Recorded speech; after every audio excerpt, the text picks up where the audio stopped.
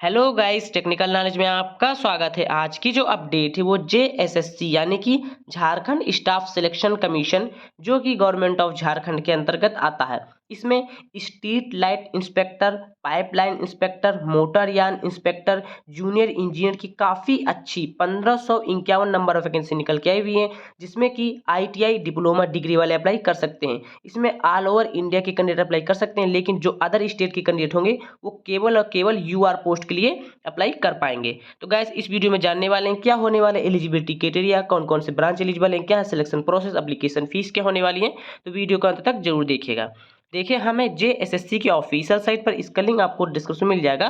तो डायरेक्ट आप इस साइट पर आ जाएंगे। जैसे ही नीचे स्क्रॉल डाउन करते हैं, आपको देखने को मिलता है एडवर्टीजमेंट ऑफ जेडीएलसीसी 2023 रेगुलर। ये आपकी परमानेंट जॉब होने वाली है। उसी के नीचे आपको ये ब्रोचर देखने को मिलने वाला है। ब्रोचर में आपकी पूरी फुल नोटिफिकेशन की पीडीएफ देखने को मिल जाएगी और एडवर्टीजमेंट में आपको इंपॉर्टेंट डेट देखने को मिल जाएगा। तो हम यहाँ पर फुल नोटिफिकेशन की पीडीएफ डाउनलोड कर लेते हैं और आपके साथ डिस्कस करते हैं। जैसा कि आप इसके अंदर देख सकते हैं, हमने वहां पर क्लिक करके फुल नोटिफिकेशन की पीडीएफ डाउनलोड कर लिया। ये पीडीएफ आपको हमारे टेलीग्राम ग्रुप पर मिल जाएगी। झारखंड कर्मचारी चयन आयोग, ये विवरणिका है, कौन कौन सी पोस्ट इसमें निकल के आई हुई, हम यहाँ पे सारी डिटेल्स में डिस्कस करने वाले हैं। सबसे पहले बात करते हैं परीक्षा शुल्क एप्लीकेशन फीस की। तो 100 रुपये एप्लीकेशन फीस रखी गई है। जो भी झारखंड के SC ST कैंडिडेट हैं उनको केवल 50 रुपये एप्लीकेशन फीस के रूप में देना होगा। जो भी कैंडिडेट झारखंड डिप्लोमा स्तर संयुक्त प्रतियोगिता परीक्षा 2021 में अप्लाई कर चुके हैं उनको कोई भी एप्लीकेशन फीस नहीं देना है। वो केवल रजिस्ट्रेशन नंबर और जन्म तिथि डालकर अपना लॉगिन करके फॉर्म फिलअप कर देंगे। बात कर लेते हैं नंबर ऑफ वैकेंसी की रिक्तियों का विवरण। पद का नाम आपका दिया है जूनियर इंजीनियर मैकेनिकल वालों के लिए। टोटल 26 सीटें रखी गई हैं, जिसमें से यूआर की 11 सीटें हैं। बाकी ये आपकी कैटेगरी वाइज देखने को मिल जाएगी। अदर स्टेट वाले यूआर में ही अप्लाई कर पाएंगे। उसके बाद आप देखते हैं नीचे आपको देखने को मिल जाएगा जूनियर इंजीनियर असैनिक यानी कि सिविल की पोस्ट रखी गई है। टोटल 223 है। 107 यूआर वालों के लिए है। हम यहाँ पर यूआर और टोटल नंबर ऑफ वैकेंसी के बारे में बात करेंगे। जो भी कैंडिडेट रिजर्व कैटेगरी के हैं वो अपनी सीटें देख लीजिएगा। स्ट्रीट लाइट इंस्पेक्टर की यूआर की टोटल 23 सीटें रखी गई हैं, जिसमें से टोटल सीटें आपको 55 देखने को मिल जाएगी। पाइपलाइन इंस्पेक्टर में टोटल 16 सीटें देखने को मिल जाएगी, जिसमें से यूआर की 7 सीटें रखी गई हैं।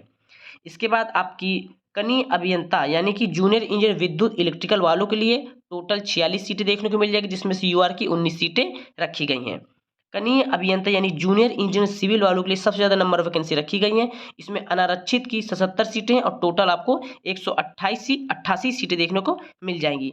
जूनियर इंजीनियर मैकेनिकल वालों के लिए भी सीटें हैं। अनारक्षित में 21 सीटें हैं। टोटल आपकी 51 सीटें रखी गई हैं। जूनियर इंजीनियर असैनिक यानी कि सिविल वालों के लिए जल संसाधन विभाग में 160 नंबर ऑफ वैकेंसी यूआर में देखने को मिल जाएगी। टोटल इसमें 400 सीटें रखी गई हैं। काफ़ी अच्छी नंबर ऑफ वैकेंसी रखी गई सिविल वालों के लिए।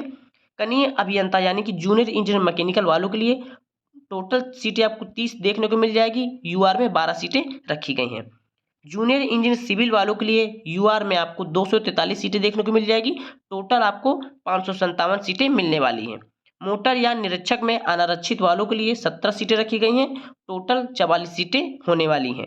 कनीय अभियंता ने जूनियर इंजीनियर कृषि अभियंत्रिकी में, जो कि कृषि पशुपालन एवं सहकारी विभागिता के अंतर्गत आएगी, यूआर में 5 सीटें, टोटल 11 सीटें होने वाली हैं। उसके बाद बात करते हैं जूनियर इंजीनियर विद्युत ऊर्जा विभाग में। यूआर में 2 सीटें देखने को मिल जाएंगी। टोटल 4 सीटें रखी गई, जिसमें से एक SC की और एक ST की सीट रखी गई है।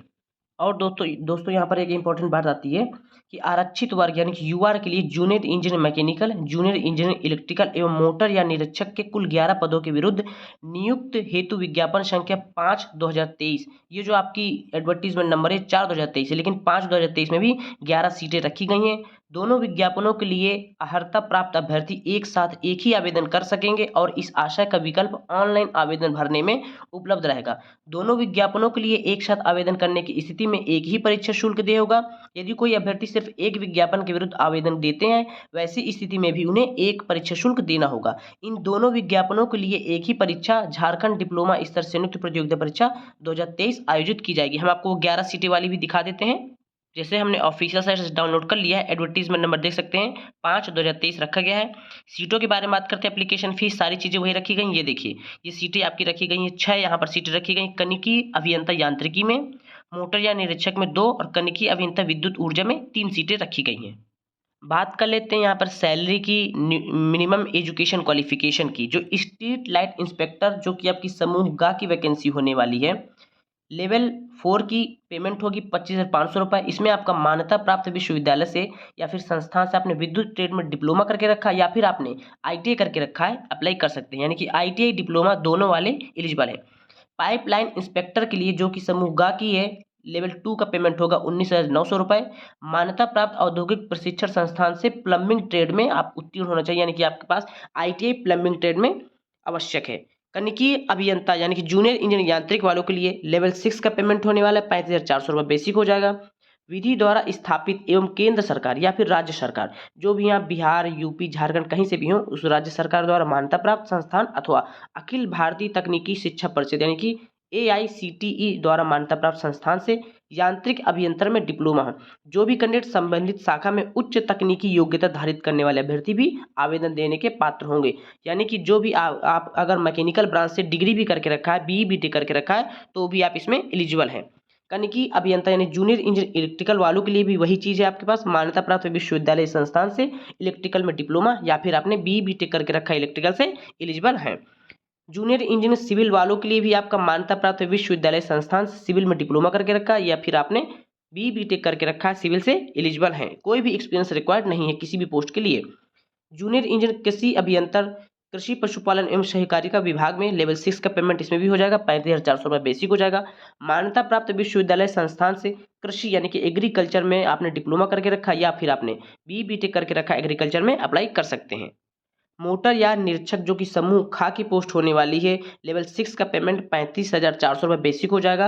विधि द्वारा स्थापित ये एवं केंद्र सरकार या फिर राज्य सरकार द्वारा मान्यता प्राप्त संस्थान या फिर AICTC द्वारा अप्रूव्ड होना चाहिए आपका। यांत्रिक में आपने या फिर ऑटोमोबाइल अभियंत्रण में डिप्लोमा करके रखा है या फिर आपने उपाधि यानी कि BE BTech करके रखा है, यांत्रिक ऑटोमोबाइल में अप्लाई कर सकते हैं। तकनीकी योग्यता में क्या है, गियर वाली मोटरसाइकिल और हल्के मोटरयान चलाने के लिए अधिकृत चालन अनुज्ञप्ति का धारण होना चाहिए, यानी कि आपके पास ड्राइविंग लाइसेंस होना चाहिए। जो भी कैंडिडेट अभी अपियरिंग में या भी अभी उनका रिजल्ट नहीं आया हुआ, तो लास्ट डेट तक अगर आपका रिजल्ट आ जाता है तो आप इसमें एलिजिबल है, अन्यथा नहीं एलिजिबल है। अभ्यर्थियों को आवेदन आयोग में आवेदन प्राप्त होने की अंतिम तिथि तक वांछित न्यूनतम शैक्षिक योग्यता उत्तीर्ण होना अनिवार्य है, यानी कि लास्ट डेट तक आपका अंतिम होना चाहिए, उत्तीर्ण होना चाहिए। एज लिमिट्स के बारे में बात करते हैं तो मिनिमम एज आपकी एज काउंट की जाएगी 1/8/2023 से और मैक्सिमम आपकी 1/8/2019 से काउंट की जाएगी सभी पोस्टों के लिए। न्यूनतम उम्र सीमा 18 वर्ष रखी गई है। अधिकतम उम्र सीमा कार्मिक प्रशासनिक सुधार तथा राजभाषा विभाग के संकल्प संख्या इसके द्वारा निर्धारित है। अनारक्षित एवं आर्थिक रूप से कमजोर व्यक्ति के लिए 35 साल रखी गई है। अत्यंत पिछड़ा वर्ग के लिए 37 साल रखी गई है। महिला वर्ग के लिए 38 साल रखी गई है। अनुसूचित जनजाति, अनुसूचित जाति, पुरुष एवं महिला के लिए 40 साल रखी गई है मैक्सिमम एज लिमिट्स। जो भी कैंडिडेट रिजर्वेशन का फायदा लेना चाहते हैं, आरक्षण का दावा करने वाले अभ्यर्थियों हेतु स्थानीय निवास प्रमाण पत्र आवश्यक है। तो जो भी चीज़ें इसमें आवश्यक है सारी चीज़ इसमें लिखा हुआ है, तो आप देख सकते हैं। जाति प्रमाण पत्र, आपका निवास प्रमाण पत्र झारखंड से होना चाहिए, तभी आप इसमें आरक्षण का लाभ ले सकते हैं। बात कर लेते हैं इंपॉर्टेंट डेट की। तो रजिस्ट्रेशन करने तथा सूचना दर्ज करने हेतु दिनांक 25/5/2023 से लेकर 24/6/2023 तक मध्यरात्रि तक आप अप्लाई कर सकते हैं। परीक्षा शुल्क भुगतान करने के लिए दिनांक 26/6/2023 की मध्यरात्रि तक। फोटो एवं हस्ताक्षर अपलोड करने, आवेदन पत्र का प्रिंट आउट लेने के लिए दिनांक 28/6/2023 की मध्यरात्रि तक कर सकते हैं। संशोधन के लिए 29/6/2023 से लेकर 1/7/2023 तक आवेदन दोबारा आपका स्टार्ट हो जाएगा। लेकिन अभ्यर्थी का नाम, जन्म तिथि, ईमेल आईडी एवं मोबाइल संख्या को छोड़कर बाकी सारी चीज़ें आप एडिट कर सकते हैं। बात कर लेते हैं परीक्षा का स्वरूप यानी एग्जामिनेशन पैटर्न का। आयोग द्वारा कंप्यूटर आधारित परीक्षा यानी कि CBT ली जाएगी तथा किसी विषय की परीक्षा यदि विभिन्न समूहों में लिया जाता है तो अभ्यर्थियों के प्राप्तांक का नॉर्मलाइजेशन किया जाएगा। यानी कि अगर विभिन्न शिफ्ट में होगा पेपर तो आपको नॉर्मलाइजेशन भी देखने को मिल जाएगा।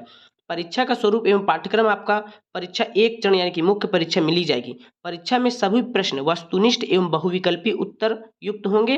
एक प्रश्न का पूर्ण अंक यानी कि 3 अंक प्राप्त होंगे। प्रत्येक सही उत्तर के लिए 3 अंक दिए जाएंगे। प्रत्येक गलत उत्तर के लिए 1 अंक की कटौती कर ली जाएगी। जो भी आपका मुख्य परीक्षा होगा 2 पार्ट में होगा। मुख्य परीक्षा के लिए 2 पत्र होंगे। यह परीक्षा 2 पालियों में ली जाएगी। प्रत्येक पत्र के परीक्षा की अवधि 2 घंटे की होगी।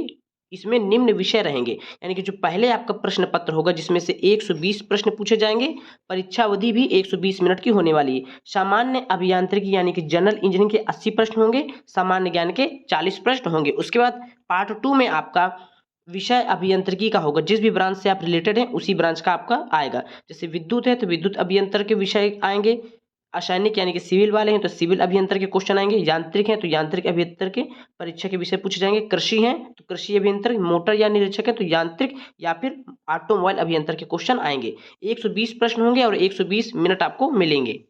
इसी पीडीएफ में आपको पूरा फुल सिलेबस देखने को मिल जाएगा, जिसमें कि सामान्य अभियांत्रिकी में क्या क्या चीज़ें आएंगी, सिविल इंजीनियरिंग आएगी, स्ट्रक्चर इंजीनियरिंग आएगी, इलेक्ट्रिकल इंजीनियरिंग में आएगी, उसके बाद मैकेनिकल इंजीनियरिंग पार्ट सी।